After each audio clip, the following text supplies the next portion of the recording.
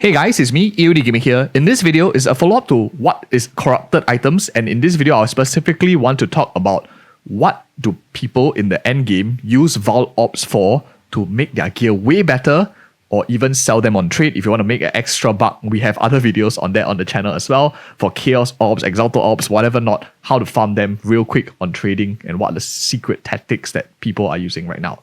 So, long story short, I won't waste your time, right? Let's jump straight to the point.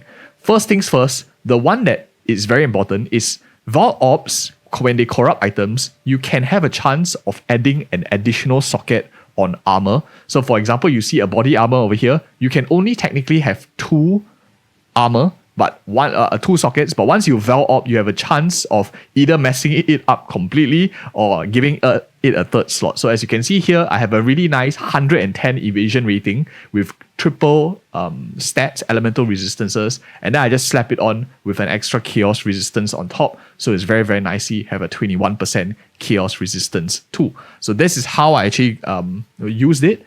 And you can do it similarly for your bowls. If you have sockets, you can also increase it as well to have 3 sockets in your bowls to increase the amount of utility whether you can go. Some of them don't really work out. For example, I try to corrupt this glove, but I don't get anything in return. So it's a hit or miss whether you're lucky or not, but that is what endgame players are kind of doing. At the same time, you can also roll a 5th line in your gear. So for example, emeralds which do not have sockets, rings, amulets which do not have sockets, jewels go up to 4 lines, and when you are looking for that 5th line, you need to corrupt your item. So right now people are trying to roll their jewels with this for example, this Vaal Orbs to try to see whether you can get their 5th line or whether you can re-roll some of the lines if you get lucky and get a super godlike one. Unfortunately, it's not really always the case. As you can see here, I have a lot of garbage over here, all corrupted garbage that I'm just like trying to sell it on the market. If anyone picks it up, great. If not, it's fine. I already made a lot of money from trading, which I talked about on the channel as well. The last thing, I want to keep this video short and concise, that people are using Vaal Orbs for, other than like fulfilling your gambling addiction of like just randomly rolling stuff to corrupted, the real application actually comes because people do not want to use a perfect jeweler orb to open a support gem socket. This currently, as of time of recording, costs 60 exalted orbs. In comparison, a Vaal orb costs less than 0.3 exalted orbs. So the price differential is insane.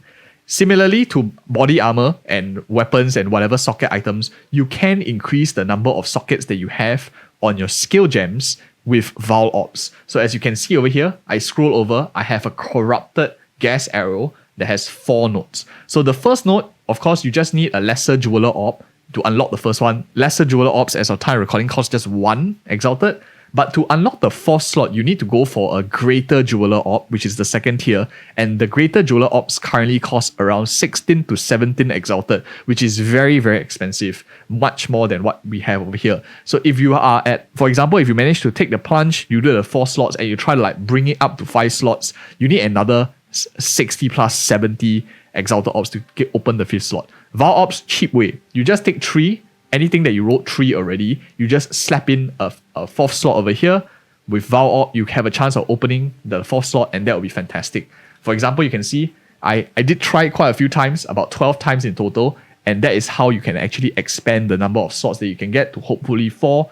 There are a few graveyards, but net, you should be making some good efficiency out of this. And the only downside, the huge downside, is you cannot continue to socket them. So you can't like take a perfect jeweler and slap it in later on. That might not work as well.